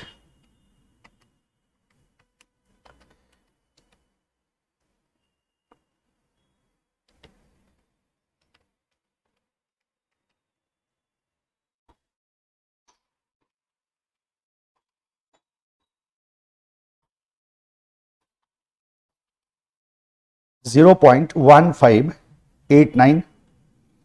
So IRR is equal to 15.89% is your answer. ये क्या हो जाएगा, आपका आंसर हो जाएगा। Done. So this is all about your PV method. तो पीवी मेथड की अगर आप बात करो तो बड़ा सिंपल सा मेथड है। We have to identify the cash outflow and inflow and we have to find that rate at which cash outflow and inflow are equal. इसी को हमने आईआरआर कहा था, है ना। चलिए let's go to the next concept. अब हमें क्या करना है, once we are done with this, तो there is another kind of problem जहां अप्रोक्सीमेशन मेथड काम नहीं करता, and that was amortisation of bond. हम क्या करेंगे, अब नेक्स्ट टॉपिक पे मूव करेंगे and we will see the amortization of bond. तो we have to see two different concepts now. एक तो अमोर्टाइजेशन देख लेना है और साथ ही साथ हमें देख लेना है कन्वर्टेबल डिबेंचर को कैसे डील करेंगे। सो अमोर्टाइजेशन ऑफ बॉन्ड की बात अगर करें तो आप जानते हो ना, अमोर्टाइजेशन ऑफ बॉन्ड में क्या होता है, इसमें प्रिंसिपल भी पे होता है। सो हमने let's say we say that there are 10,000 value है बॉन्ड का ईच, ठीक है, अमोर्टाइज एनुअली। क्या कह दिया हमने, अमोर्टाइज्ड एनुअली, मतलब एनुअली ये इसका क्या हो रहा है, अमोर्टाइजेशन हो रहा है। सो 10% 10,000 ईच अमोर्टाइज्ड एनुअली, इसका क्या मतलब हुआ, जरा ध्यान दो, इसको समझो, बहुत सिंपल है। नाउ इट मींस कि for let's say for 4 years, कितने साल के लिए, 4 साल के लिए। इसका मतलब ये हुआ कि हमने जब यहां से शुरू करा जर्नी अपना 0 ईयर पे, तो 10,000 का ये आपका बॉन्ड था, तो हियर इट इज 10,000 रुपीज। जब आप ईयर 1 पे जाते हैं, है ना, तो in this case this is your 10,000 rupees, bond का है, और for first year you will have a proceed of interest of 10%. सो 10,000 का 10% यानी कि 1,000 रुपये का आपका क्या बनेगा, इंटरेस्ट बन जाएगा. ठीक है. फिर जब आप यहां जाते हो तो फर्स्ट ईयर में तो 10,000 कितने साल के लिए है, 4 साल के लिए है, इक्वली एमोटाइज हो रहा है. यानी कि 10,000 को 4 से अगर आप डिवाइड देते हैं तो आपको 2,500 मिलता है. 2,500 जो है वो हर एक साल आप वापस कर रहे हैं along with the interest. That what the amortization means. amortization में प्रिंसिपल भी पे होता है इंटरेस्ट के साथ. जैसे हमने कहा 10,000 का मेरा ये है, 5 इयर्स कर देते हैं, सीधा रहेगा 5 इयर्स के लिए. तो यानी कि अगर मैं इक्वली एमोटाइज कर रहा हूं तो 10,000 को मैं 5 इयर्स में डिवाइड कर रहा हूं, वापस जा रहा है. तो जो एंड ईयर होता है ना, eight the end of last year कोई भी प्रिंसिपल नहीं बचेगा, तब तक प्रिंसिपल भी वापस हो रहा है. सो इंटरेस्ट पूरे अमाउंट पे लगेगा ही नहीं, इंटरेस्ट रिड्यूस्ड अमाउंट पे लगेगा. That is what the concept of amortization is. So 10,000 था, पहले साल में 1,000 का इंटरेस्ट तो हम देंगे, लेकिन पहला साल खत्म होगा जैसे ही, तो उस कंडीशन में 10,000 माइनस 2,000 हो जाएगा, क्योंकि ये प्रिंसिपल भी पे बैक होगा. So we will be having remaining amount of 8,000. So now for this year when you will paying the interest, तो आप 8,000 का 10% पे करोगे, तो आपका जो इंटरेस्ट है ना, that will reduce to 800 when you reaches this point. तो अब ये आपका 8,000 था, सो 8,000 का से प्रिंसिपल पे हो गया, तो कितना बच गया, 6,000 बचा. Now you will be paying interest on 6,000. 6,000 का 10% कितना हो गया, 600 रुपया हो गया. फिर जब आप आगे बढ़ते हो तो ये 6,000 माइनस 2,000 होगा, तो is equal to 4,000. Now you will pay interest for 4,000 only, यानी कि ₹400 interest will be paid here. फिर आगे बढ़े, ये हमारा चले गए हम कहां, 4th ईयर पे. सो 4,000 माइनस 2,000, राइट, तो कितना बचा, 2,000 बचा. तो interest will be paid of ₹200 only. और 5th ईयर में ये 2,000 जो बच रहा है, ये पूरा का पूरा क्या हो रहा है, पे हो रहा है. तो बात खत्म हो गई. सो आइडिया यही है एमोटाइजेशन का. एमोटाइजेशन का मतलब होता है कि the principal is also paid along with the interest every year. So every year the amount is reducing and interest will be charged on the calculated on reduced amount. तो आपको एक cash flow मिलेगा हर एक साल का अलग अलग, और 2 स्ट्रीम मिलेगा. एक तो आपका हो गया जो आप प्रिंसिपल वापस कर रहे थे, और दूसरा आपका स्ट्रीम हो गया कि जो आपका इंटरेस्ट बन रहा था. और दोनों को कंसीडर करना होगा आपको कैश फ्लो में, और दोनों को डिस्काउंट करके आपको प्रेजेंट वैल्यू पे लाना होगा. That is the game here, right. So आप क्या कहते हो amortization of bond के बारे में? We will simply say that in this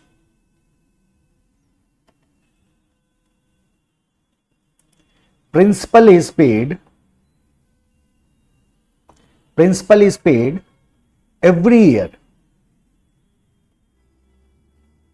rather than at maturity. तो यहां ऐसा नहीं है कि मैच्योरिटी में ही प्रिंसिपल पे होगा. प्रिंसिपल यहां हर एक साल पे हो रहा है, जिस तरह से एमोर्टाइजेशन हो रहा है उस तरह से प्रिंसिपल पे हो रहा है. ठीक है, तो होगा क्या, principal will go down, yes और नो, प्रिंसिपल घटता जाएगा, go down with annual payments. जैसे जैसे हर एक साल पेमेंट होगा, प्रिंसिपल क्या होगा, घटता जाएगा. And interest is calculated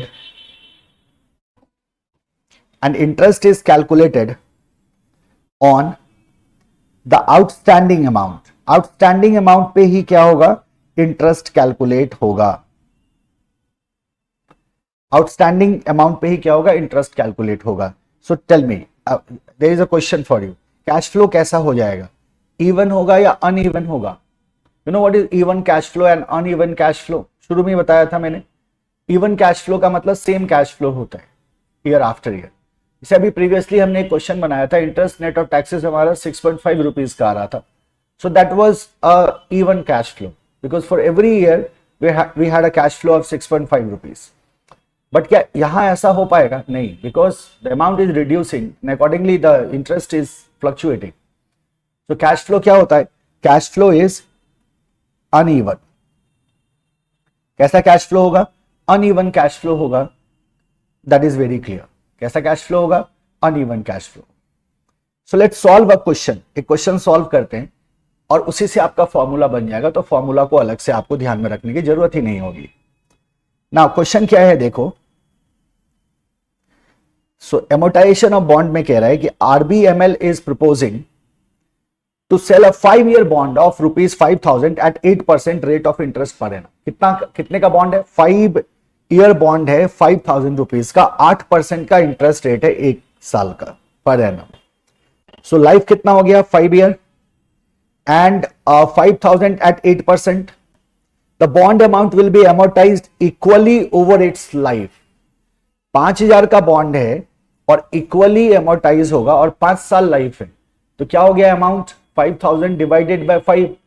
so every year the principal will reduce by 1,000। Calculate the bonds present value for an investor if he expects a minimum rate of return of 6%। तो आपका discounting rate भी मिल गया आपको 6% का।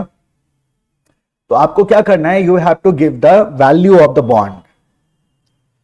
क्या बताना है आपको? बॉन्ड का प्रेजेंट वैल्यू बताना है। That is what the question is asking.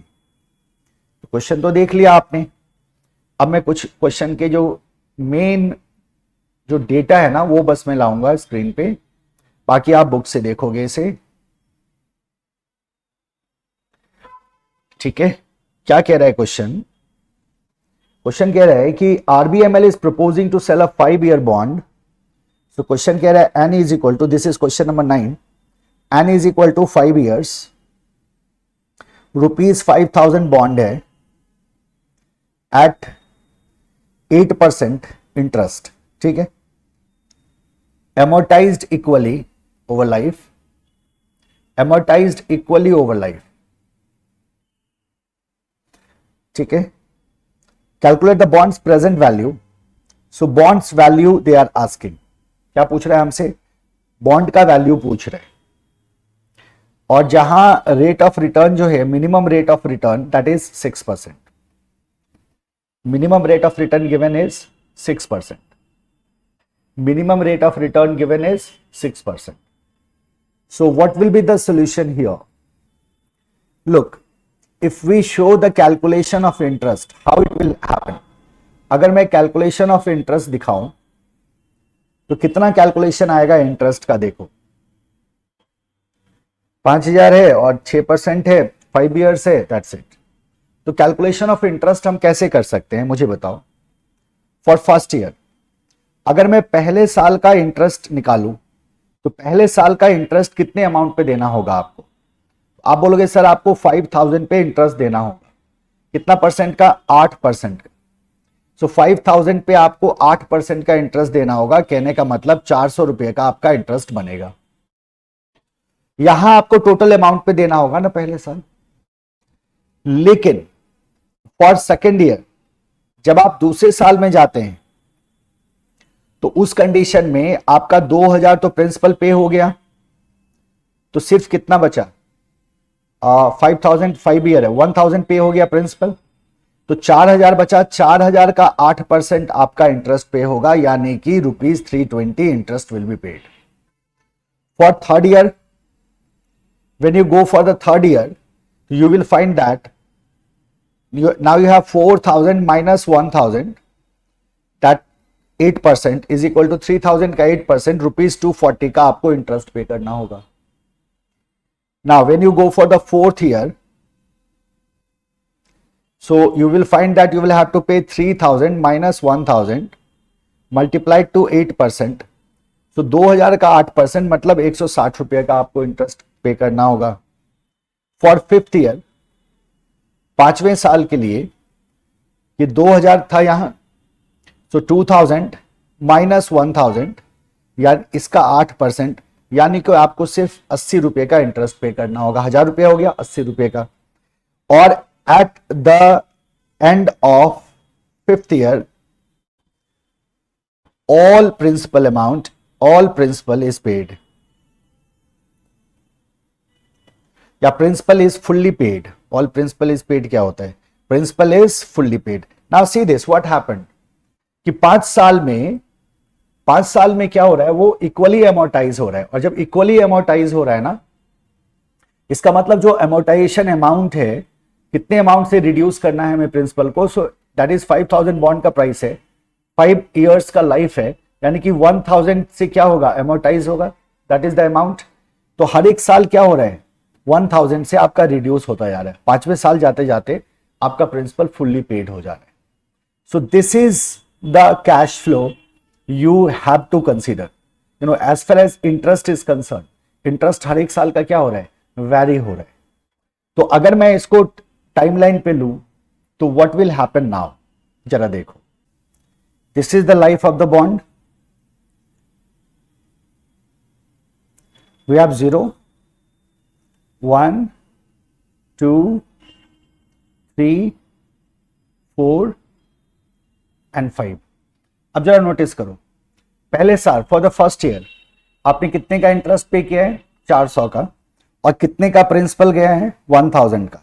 So 1000 plus 400 यानी कि 1400 का कैश फ्लो है फर्स्ट ईयर के लिए. फॉर द सेकेंड ईयर 1000 का आपने प्रिंसिपल दिया है, प्लस 320 रुपए का आपने इंटरेस्ट दिया है, तो ये कितना हो गया, 1320 रुपए का फ्लो है आपका सेकेंड ईयर का. थर्ड ईयर में 1000 का प्रिंसिपल पे किया है आपने, और 240 रुपीज का इंटरेस्ट पे किया है, यानी कि 1240 रुपए का यहां आउटफ्लो है. फोर्थ ईयर में 1000 का क्या गया मेरा, प्रिंसिपल जो हमने पे किया था उसे, और 160 रुपए का इंटरेस्ट बना, तो 1160 का ये फ्लो हो गया. फिफ्थ ईयर का 1000 का प्रिंसिपल पे किया हमने, और 80 रुपीज का हमारा इंटरेस्ट पे किया, 1080 रुपए का फ्लो यहां बना. So now you can see this is your cash flow 1, this is cash flow 2, this is cash flow 3, this is cash flow 4, this is cash flow 5. And they are asking us the value of bond today. So अब हम जानते हैं कि what we can do is कि अगर मुझे value of bond चाहिए, तो इन cash flow 1 को, cash flow 2 को, cash flow 3 को, इन सब को जो future values हैं, इनको हमें present value पे लाना होगा. इनको कहां लाना होगा, present value. And we know that to bring future value to present value, हम क्या करते हैं, 1/1 प्लस आर से इसको मल्टीप्लाई कर देते हैं. सारे कैश फ्लो को 1/1 प्लस आर से क्या करेंगे, मल्टीप्लाई करेंगे. तो यहां पावर 1 होगा, यहां पावर 2 हो जाएगा. 1 divided by 1 plus are to the power 3 हो जाएगा. 1 divided by 1 plus are to the power 4 हो जाएगा. 1 divided by 1 plus are to the power 5 हो जाएगा. ठीक है. So this is what we have to do. और साथ ही साथ हमें क्या करना होगा, we will have to treat the investment we made, the cash flow को प्रेजेंट वैल्यू पे लाने के बाद we will have to add it. सबका प्रेजेंट वैल्यू हमें क्या करना होगा, ऐड कर देना होगा. So this is PV1, this is PV2, this is PV3, PV4 and PV5. इन सबको ऐड कर दो. You will get what, the value of bond. So इसका मतलब क्या हुआ कि वैल्यू ऑफ बॉन्ड का अगर मुझे फॉर्मूला निकालना हो तो हम क्या बोलेंगे, C1 divided by 1 plus R plus C2 divided by 1 plus R square plus C3 divided by 1 plus R cube plus likewise जाएंगे Cn divided by 1 plus are to the power n. This is the formula for value of bond. Yes और no? Yes. So in our scenario VB is equal to, what is the cash flow 1? Cash flow 1 is 1400. 1400 divided by 1 plus 6% था, तो 0.6 हो जाएगा. 0.06 सीधा लिख देता हूं मैं, 1.06 हो जाएगा. 1.06 प्लस फिर आता है हमारा 1320. तो 1320 divided by 1.06 square plus 1240 divided by 1.06 cube plus 1160 divided by 1.06 to the power 4 plus 1080 divided by 1.06 to the power 5. ठीक है, इज इक्वल टू, इसको सॉल्व करेंगे तो हम कितना हो जाएगा, दिस गिव्स यू 1320.75. 8 कर दो या 75 रहने दो, plus 1320 divided by 1.06 into equal to, तो यह आ जाता है 1.1236 equal to plus, okay 1.06 into equal to पहले साल का दूसरे साल का 1.19 दूसरे साल का है ना, ये तो मतलब जीरो के बाद 1 ईयर का, 1 ईयर और सेकेंड ईयर का है, तो 1.191 plus equal to 1240 divided by ये आ रहा है 1.262। समझ रहे हो ना क्या करना है? तो जैसे 1.06 इंटू इक्वल टू किया तो you get the first years, उसके बाद इक्वल टू करते जाओ हर एक साल के लिए, एक साल से तो बढ़ रहा है ना, प्लस आता है 1.338, so 1160 divided by 1.338 plus 1.418, so 1080 divided by 1.4185 है तो 419 कर देता हूं मैं, is equal to 1320.75 plus 1320 divided by 1.191, this gives you 1108.31 plus 1240 divided by 1.262, this gives you 982.57 plus 1160 divided by 1.338, this gives you 866.966 plus दो ले रहे हैं ना, तो 97 कर दो, इसको हटा दो, 97 plus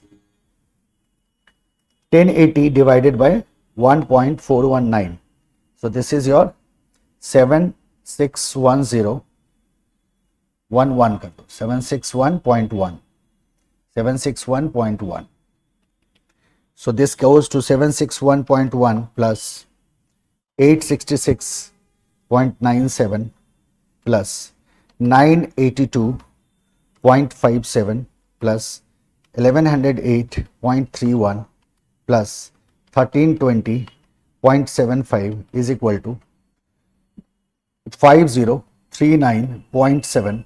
This is your value of bond.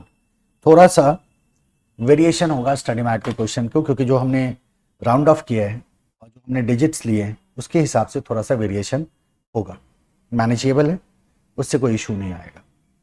And this is the formula for value of bond, क्योंकि अब यहाँ ऐसा इसलिए हुआ था because the cash flow is uneven, even cash flow नहीं है, कैश फ्लो क्या हो जा रहा है, अनइवन कैश फ्लो हो जा रहा है, तो फॉर्मूला तो हम लगा ही नहीं सकते, approximation method is not possible here, तो we will have to go to find cash flow for every year and then we will discount that cash and ultimately we can calculate the value of bond. Clear है ये? ठीक है, next अब हमें देखना है convertible debenture. इससे देखना है, now we have to see convertible debenture. Convertible debenture का मतलब क्या हुआ? ऐसा डिबेंचर जिसको आप कन्वर्ट कर सकते, आपके पास ऑप्शन हो कन्वर्ट करने का। तो जरा सोचो आप कि अगर कन्वर्टेबल डिबेंचर है मेरे पास और हमारे पास ऑप्शन है इसको कन्वर्ट करने का, तो मैच्योरिटी जब होती है तो मैच्योरिटी में यू गेट द ऑप्शन, दो ऑप्शन मिलता है आपको कि या तो आप रिडीम कर लो या आप इसको कन्वर्ट कर लो इनटू इक्विटी। उसका फॉर्मूला आपको शुरू में ही दे दिया जाएगा कि आपको इस एक डेट के बजाय कितने इक्विटी आपको मिलेंगे। So either you can convert it into equity और you can redeem it. That is the crux of the convertible debenture. Question solve करते वक्त you have to keep only one thing in mind. कोई भी समझदार आदमी है ना क्या करेगा बताओ मुझे? कोई भी समझदार आदमी क्या करेगा? कन्वर्ट कराएगा या रिडीम करेगा? कहते सर बहुत सिंपल सी बात है, ये डिपेंड करता है। मैंने पूछा किस चीज पे? तो आप कहते सर ये डिपेंड करता है कि उसको कितना फायदा हो रहा है।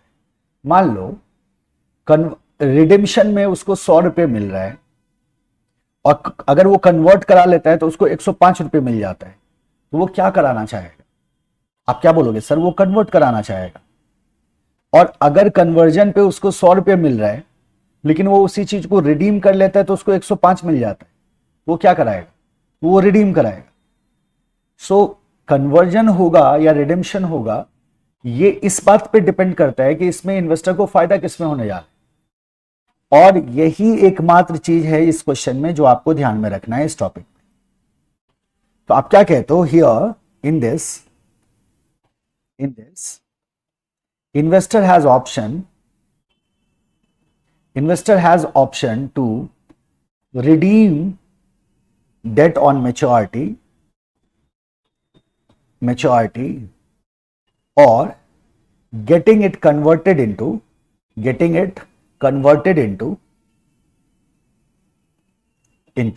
Equity share. अब इक्विटी शेयर का फॉर्मूला जैसे मैंने आपको कहा, that will be already given, है ना। क्वेश्चन से देखो, क्वेश्चन से ही देखने वाली चीज है, इसमें कुछ ऐसा नहीं है कि हम बहुत ज्यादा थियरी इसमें पढ़े और आपसे एग्जाम में पूछे कि बताओ भाई कन्वर्टेबल डिवेंचर क्या होता है ना। ऐसा कुछ नहीं होने जा रहा है। They want ask you this things. So while determining the redemption value of the debenture, it is assumed that all debenture holder will choose the option which has the higher value and accordingly it will be considered to calculate the cost of debenture. तो सब चाहेगा कि वो higher value पे क्या करे, वो का फायदा उठाए, जो आपके रिडेम्पशन वैल्यू पे फर्क डाल देगा। अभी देखोगे आप, एग्जांपल देख लो पहले। A company issued 10,000 15% convertible debenture of ₹100 each. So 100 rupees is the face value. With maturity period of 5 years, so 5 years is your maturity period and the rate of interest is your 15%. At maturity, the debenture holder will have an option to convert the debenture into equity share of the company in the ratio of 1:10. So 10 shares for 1 debt. So एक date जो आप 100 रुपया के देख रहे हो ना, इसके बजाय आपको 10 शेयर्स मिलेंगे, 10 shares for each debenture. The current market price of the equity share is ₹12 each. And historically the growth rate of the share is 5% per annum. देखो अभी जो मार्केट प्राइस है वो 12 रुपए का है इक्विटी शेयर का, लेकिन एक ग्रोथ रेट है 5% पर एनम का। तो 12 रुपए का अभी मार्केट प्राइस है, लेकिन ग्रोथ है 5 रुपए कितने का, 5% पर एनम का। और कितने साल के लिए ये ग्रोथ जाएगा, तो आप कहते हो सर लाइफ गिवन है 5 साल का, तो 1 + 0.05 to the power 5 ये होगा expected value of the equity at the time of redemption. Compute the cost of debenture assuming 35% of tax rate. Now देखो, जब ये डिबेंचर रिडीम होगा तो आपको 100 रुपीज मिलेंगे, इतना तो क्लियर है। और if you get it converted into the shares, तो अभी 12 रुपए का प्राइस है लेकिन 5% का ग्रोथ है।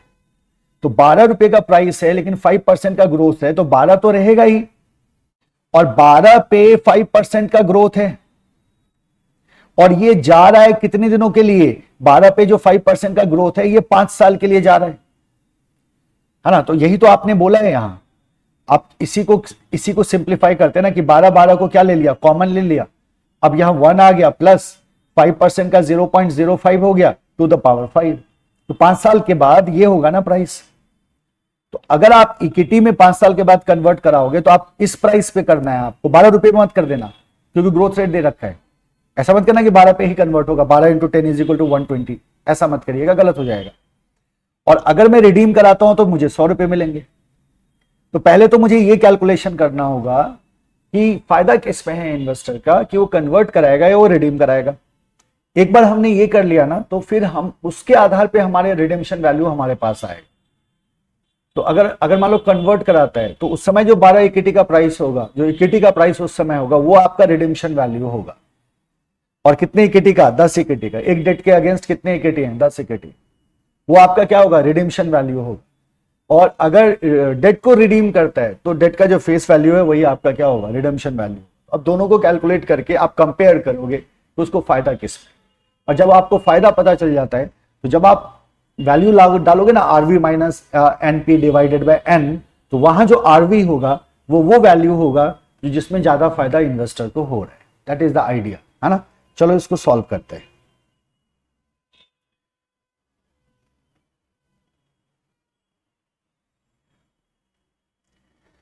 Okay, so we have the data here.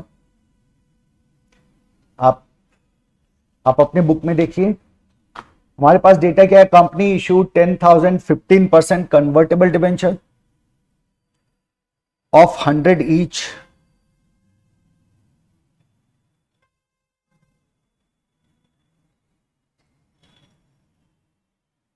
Question number 10 है आपका, क्या कह रहे हैं? Issued 10,000 15% debenture. So what is the interest rate? Interest rate is equal to 15%. Face value is ₹100. Maturity period is 5 years. Option to convert into equity shares of the company in the ratio 1:10. Conversion किस ratio में होगा? 1:10 में होगा. The current market price of equity share is ₹12. Current market price जो है वो ₹12 है. And historically the growth rate of the shares is 5% का growth rate है. Compute the cost of debenture assuming tax rate आपका 35% का है. Tax is equal to 35%. ठीक है, tax rate is equal to 35%. So हम इसको दोनों तरह से बना सकते हैं. हम चाहे तो पीवी मेथड पे जाए, हम चाहे तो अप्रोक्सीमेशन पे जाए. अब मैं आपको चाहता हूं कि आप जरा अप्रोक्सीमेशन को देखो. क्या होता है आपका अप्रोक्सीमेशन वाला फॉर्मूला? अप्रोक्सीमेशन का आपका फॉर्मूला होता है, आप क्या कहते हो कि sir we have to calculate the cost of debt convertible debenture का. तो केडी इज इक्वल टू, सबसे पहले हम इंटरेस्ट ले लेते हैं 1 minus T net of taxes, plus कर देते हैं इसे RV minus NP divided by N जो प्रीमियम बना ओवर द ईयर, और फिर RV plus NP divided by 2. This is our formula. Now here the problem is that we have to decide the redemption value. We will have to decide the redemption value. Net proceed में तो कोई चक्कर नहीं है, 100 रुपए का net proceed है, पर रिडेम्पशन वैल्यू में प्रॉब्लम है. बिकॉज हम क्या कहते हैं,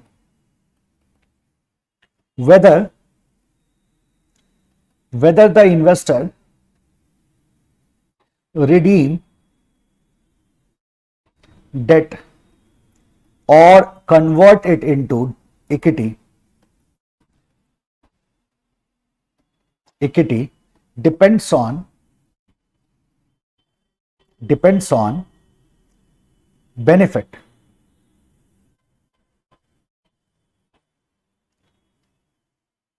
Depends on which is more beneficial.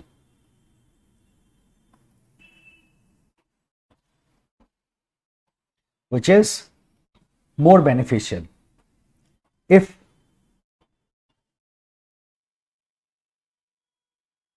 beneficial, ठीक है. देखो, अगर रिडीम किया तो क्या होगा? If redeemed, in that case redemption value is ₹100. Face value पे क्या होगा? रिडीम होगा. तो अगर रिडीम किया गया तो रिडेम्पशन वैल्यू ₹100 होगा. इफ कन्वर्टेड इनटू इक्विटी, तो क्या है कन्वर्जन का रेशियो? 1:10 का रेशियो है, 1 डेट 10 इक्विटी. तो ऐसे सिचुएशन में क्या हो जाएगा? रिडेम्पशन वैल्यू हो जाएगा 10 इक्विटी को तो पहले ले आओ, plus 12 into 1 plus 0.05 to the power 5. So 10 into 12 into 1.05 to the power 5. अब 1.05 to the power 5, 1.05 to the power 5 क्या सिखाया था मैंने? 2 बार इक्वल टू इंटू और 4 बार इक्वल टू 1 2 3 4. ठीक है, तो this goes to 1.276 is equal to 10 into 12 into 1.276. So 1.276 multiplied to 12 multiplied to 10. तो ये आ रहा है आपका is equal to 153.12. आपका रिडेम्पशन वैल्यू आ रहा है ₹153.12, क्योंकि एक डेट के बदले 10 शेयर था ना, तो 10 शेयर पे कैलकुलेट करना होगा, और ग्रोथ रेट आपको 5% का है, तो उसको आपको एकोमोडेट करना होगा. अब आप ही मुझे बताओ कि कोई भी रैशनल आदमी क्या करेगा? डेट को रिडीम करेगा या कन्वर्ट करा लेगा? आप बोलोगे सर कन्वर्ट करा लेंगे. कन्वर्ट कराने में उसको ज्यादा फायदा है, ₹53.12 का ज्यादा फायदा है ना. रिडीम कराता है तो उसको सिर्फ 100 रुपये ही मिलेंगे, बट अगर वो कन्वर्ट करा लेता है तो उसको ज्यादा फायदा मिलेगा भविष्य में. अभी भले ही ₹12 का प्राइस है, लेकिन हिस्टोरिकली 5% का ग्रोथ भी तो है, तो वो 5 साल में बढ़ के 153 हो जाएगा, राइट. तो ऐसे सिचुएशन में रिडेम्पशन वैल्यू क्या होगा? So RV will be 153.12 as investor would like to get debt converted into equity, वो अपने डेट को इक्विटी में कन्वर्ट कराना पसंद करेगा. So KD is equal to, अब हमें केडी निकालना है. So what is the interest? बालक interest is 10%. Interest is always calculated on face value, याद है ना? तो सॉरी 15% का इंटरेस्ट है, फेस वैल्यू 100 रुपये का है और 35% का टैक्स है.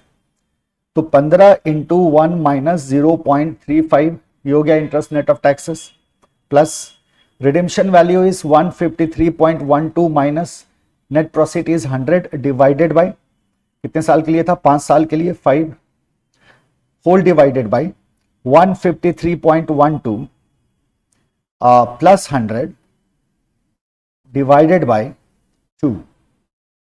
So this will be our, so this 15 multiplied 2.65 हो गया, तो ये आ रहा है 9.75 plus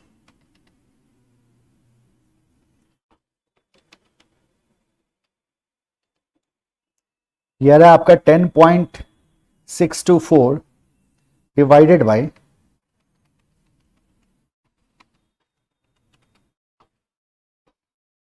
126.56 is equal to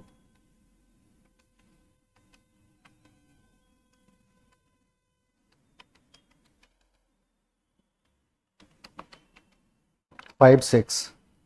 So this goes to 0.1609. This is your KD is equal to 16.09%. KD क्या हो जाएगा आपका? 16.09% हो जाएगा.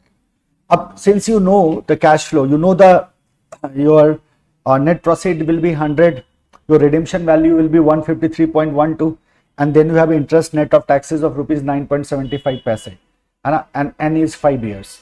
So now you can solve this question using PV method as well. So अब PV method में जब solve करोगे तो आपका आंसर वैरी करेगा. याद करो, आप जानते हो ना, approximation is approximation, PV gives you the exact percentage, तो उधर थोड़ा वैरी करेगा. तो आप PV मेथड भी यूज कर सकते हैं, नॉट एन इशू. मैं बस अप्रोक्सीमेशन से बताया, आप इसमें PV लगा लेना खुद से. सो कन्वर्टेबल डिबेंचर के केस में we have to be careful about only one thing, and that is the redemption value. तो रिडीम करते वक्त क्या डिसीजन लेगा, और जो डिसीजन वो लेगा, जो फायदेमंद डिसीजन दिखेगा, वही वैल्यू आपको रिडीम्पशन वैल्यू में लगा देना है. बाकी सारी चीजें आप बहुत अच्छे से जानते हो. So this is all about your debt, है ना. सो डिवेंचर के बारे में हमने देखा, we have seen the irredeemable, we have seen the redeemable debenture, we have seen the amortization of bond. फिर हमने दोनों मेथड की बात करी थी, approximation and the YTM. Amortization के बाद we have covered the convertible debenture. So this all about your debenture. Now we will move to the preference share देख लेते हैं पहले. सो likewise debenture preference share is also of 2 types, redeemable and irredeemable, है ना. तो आप समझ सकते हो दोनों का फॉर्मूला बहुत ही सिंपल सा बनेगा आपका. सो our second source we are going to study is preference share. Second source में क्या आ जाओ? Preference share.